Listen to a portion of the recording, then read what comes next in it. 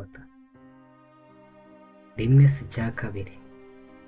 Ese ibyo warose urabisobanukiwe? utekereza iki ku byo warose? Ntabwo ari ngombwa ngo usubize, ahubwo reka dukurikire iyi nkuru. Umugabo umwe yariroteye, arota yirukankanwa n'intare.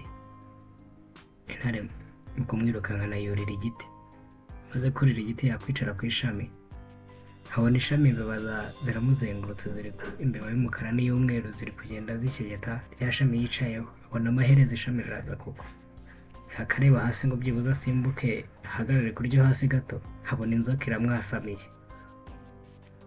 Mu kubunza imitima araranganya amaso, abona nta kintu ari kubona. Nuko agiye kubona abona igitonyanga cy'ubuki kiri kuza. Umugabo yitegera ururimi, ateze ururimi yumva biraryoshye, asubiramo ubwa kabiri yumva biraryoshye. Nuko ageramo ubwa gatatu kugeza ubwo akanguka za nzozi zitarangiye. Ariko yakwicara agatekereza ku bimubayeho, ku bya marota, yumva ntabwo abisobanukiwe.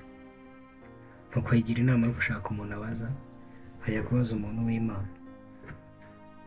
Agiye kumubaza umuntu w'Imana avuga ati kagira inkuru, amutekereza amubwira uko byagenze, amubwira iby'intare, amubwira iby'imbeba, amubwira iby'ubuki, amubwira n'uburyo bwamuryoheye. Umuntu w'Imana aramureba ati rero mugabo, inzozi ze warose, iyo ntare yareba muri izo nzozi ni urupfu muri kumwe muragendana, aho waba uri hose urupfu ruzagukurikirana.